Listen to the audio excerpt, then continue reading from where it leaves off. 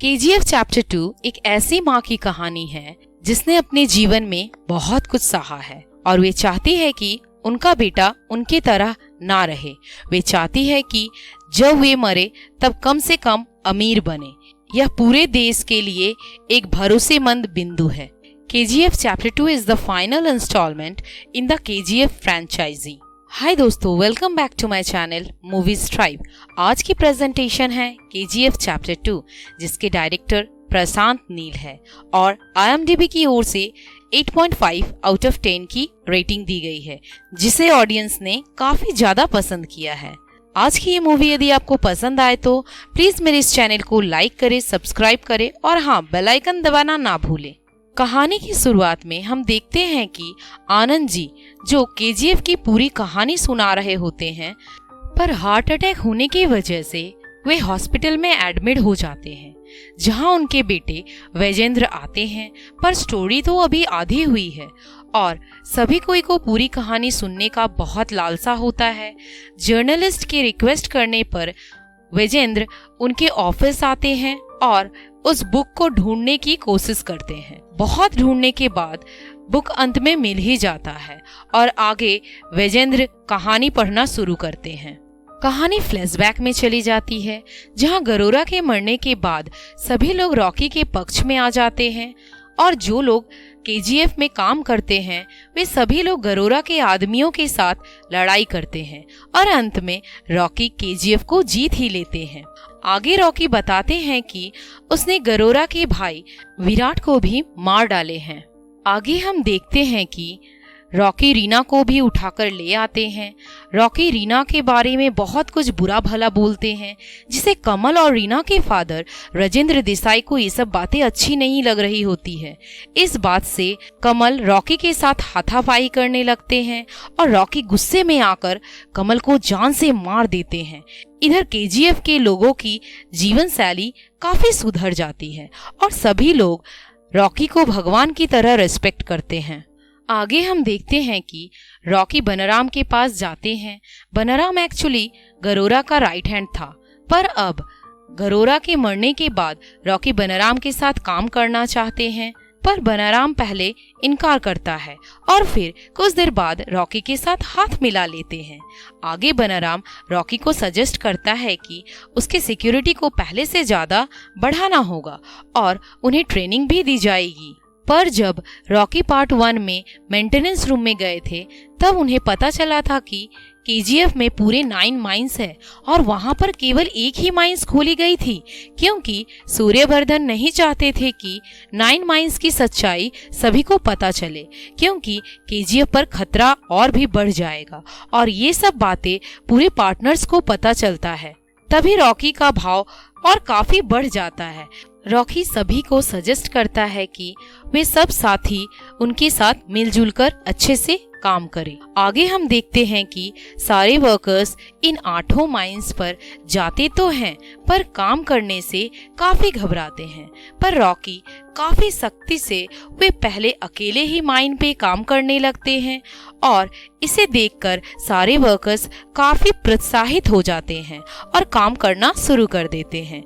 पर राजेंद्र देसाई और Andrew Rocky से काफी जलते हैं और उसकी उन्नति को रोकना चाहते हैं। पर रॉकी की उन्नति कोई और नहीं बल्कि केवल रमिका ही रोक सकती है, क्योंकि वे एक बहुत बड़ी पॉलिटिशियन होती है। रमिका की टीम में नारायण होते हैं जो कि पीएम है। रमिका चाहती है कि नारायण को पीएम की पोस्ट से हटा दिया जाए और रमिका पीएम बन जाए, जिससे रॉकी बर्बाद हो जाए, जिस वजह से फिर से वोटिंग होती है और सभी कोई नारायण के अगेंस्ट वोट देते हैं और रमिका जीत जाती है, यानी कि रमिका पीएम बन जाती है। इधर गरोरा के लोग अधीरा के साथ मिल जाते हैं। अधीरा कहता है कि फरमान ने अकेले ही सभी के नाकों में दम कर दिया है, तो फिर रॉकी क्या करेगा। आगे रीना को पता चलता है कि उसके फादर राजेंद्र देसाई को किसी ने मार दिया है। रीना उसके पिता की खबर सुनते ही वहां से भाग जाती है। अधीरा के लोग उसे किडनैप कर लेते हैं। रॉकी रीना के पास पहुंचता ही है तब तक अधीरा रॉकी को छाती में एक गोली मार देता है और वह जख्मी हो जाता है। अधीरा रॉकी को उसी हालात में छोड़ देता है। रॉकी को केजीएफ के लोग देखकर सब हताश हो जाते हैं, क्योंकि रॉकी उनके लिए भगवान के जैसा है। अगले सुबह रॉकी की जब आंखें खुलती हैं, तब उसे सेठी का कॉल आता है। तभी सेठी काफी बुरा भला कहता है और रीना के बारे में भी बहुत गंदी बातें करता है। रॉकी वहां से परेशान होकर रीना और बहुत सारे सोना लेकर दुबई चला जाता है। केजीएफ के लोगों को लगता है कि रॉकी डरकर भाग गया है, पर वह खलील से मिलने जाता है। खलील रॉकी के मुवोला चाचा होते हैं। रॉकी खलील के साथ बिजनेस शुरू करना चाहता है। वे अफ्रीका से इंडिया सोना लेकर आएगा, पर खलील पहले मना करता है, फिर डील फाइनल करता है। आगे हम देखते हैं कि रॉकी फिर से केजीएफ की ओर वापस आता है और तभी अधीरा रॉकी को शूट करना चाहता है, पर रॉकी और उसके साथियों के पास बहुत सारे ट्रक में गन होते हैं और उन्हें उल्टा शूट करने लगते हैं। तभी घमासान एक्शन होता है, जिसमें अधीरा और उसके साथी कमजोर पड़ जाते हैं। अंत में अधीरा हार जाता है, पर रॉकी अधीरा को नहीं मारता और अधीरा जिंदा बच जाता है। आगे हम देखते हैं कि रॉकी और भी पावरफुल बन जाता है, क्योंकि वे पूरे 9 माइंस में से सोना निकालना शुरू कर देता है और आगे सेठी को भी मार देता है। कुछ समय बाद फिर से इलेक्शन का समय आता है, जिसमें नारायण रॉकी को बताता है कि उसे केजीएफ को बचाने के लिए रमिका को मारना पड़ेगा, पर रॉकी इस बात से सहमत नहीं होता है, क्योंकि उसे औरतों और बच्चों पर हाथ उठाना पसंद नहीं है, बल्कि उसे हाथ जोड़ लेना ज्यादा बेहतर लगता है। इधर रमिका इलेक्शन में जीत जाती है। रमिका को केजीएफ और रॉकी के बारे में बहुत कुछ इन्फॉर्मेशन मिलता है और रमिका को ये भी बात पता चलता है कि रॉकी ने केजीएफ की काफी उन्नति करवाई है और जो लोग केजीएफ के वर्कर्स होते हैं उनकी जीवन शैली भी काफी बदल जाती है। पर रमिका पूरे देश में रेड करवाना चाहती है और रॉकी को भी अरेस्ट करवाया जाए एक नए टीम द्वारा, यह भी कहती है। आगे हम देखते हैं कि आनंद बहुत ब्रेवली चुपके से केजीएफ का पिक्चर ले रहा होता है। रॉकी के लोग आनंद को रॉकी के पास ले जाते हैं, पर रॉकी आनंद के साहस से काफी इम्प्रेस हो जाता है और आनंद को कहता है कि आनंद रॉकी की स्टोरी लिखे और सब कुछ सच सच लिखी जाए। आगे हम देखते हैं कि अलग अलग जगहों पर पुलिस छापा मार रहे थे और उन्हें केवल एक ही सोने का बिस्किट मिला था और ये बातें रॉकी को खबर मिलने के बाद रॉकी इस बिस्किट को लाने के लिए पुलिस स्टेशन में जाते हैं। रॉकी को देखते ही सब काफी डर जाते हैं। रॉकी बिस्किट लेता है और बाहर आते ही अपने कुछ गन टेस्ट करने के लिए पुलिस स्टेशन को शूट करके पूरा उड़ा देता है और यही रमिका को एक ठोस सबूत मिल जाता है। रमिका की कुछ बातें रॉकी के लिए आग में घी डालने के जैसा काम करता है। रमिका रॉकी के ऊपर केस फाइल करने ही वाली होती है, तभी रॉकी कुछ फूल और एक फाइल लेकर आता है, जिस फाइल में रॉकी के अगेंस्ट बहुत सारा प्रूव होता है। पर रमिका कुछ नहीं कर पाती है सिवाय धमकी देने के अलावा, क्योंकि रमिका के कुछ सपोर्टर्स रॉकी के साथ हो जाते हैं। इधर अधीरा भी रॉकी के लिए काफी परेशान होता है।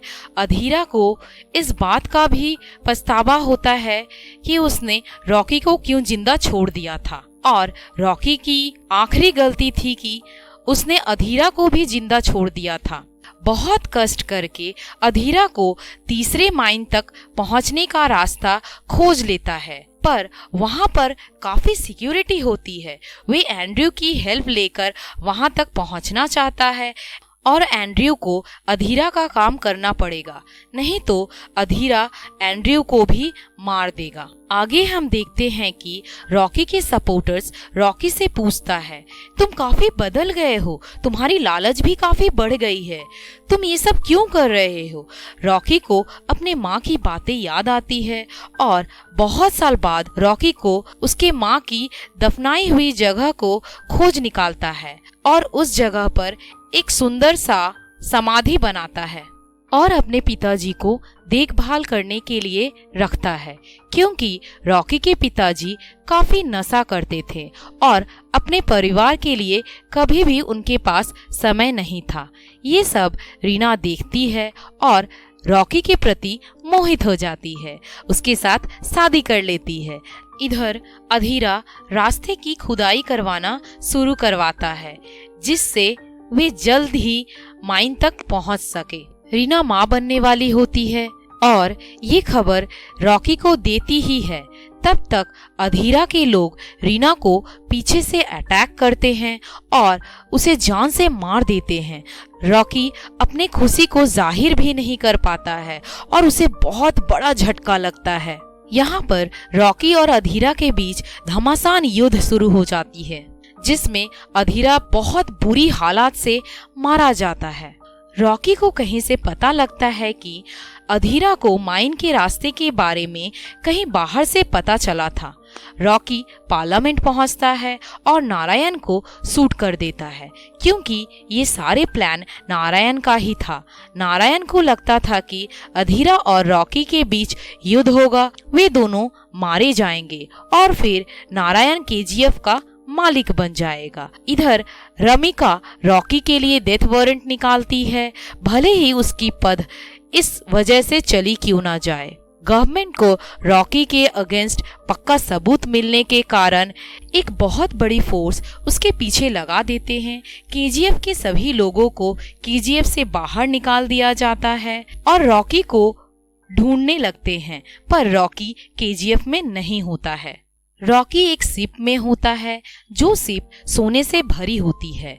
रमिका को ये बातें एक फैक्स द्वारा पता चलता है। रॉकी को एहसास हो जाता है कि वे अब मरने वाला है, पर उसकी चाह होती है कि वे उसी शिप में पूरे सोने के साथ डूब जाए और उसकी मौत हो जाए। और ऐसा ही होता है, क्योंकि फाइटर प्लेन उसे बहुत बुरी तरह से अटैक करते हैं और शिप पानी के अंदर डूब जाता है और रमिका रॉकी के सारे एविडेंस को मिटा देती है। पर आनंद, जो रॉकी के ऊपर बुक लिख रहा था, उसे सच्चाई पता होती है।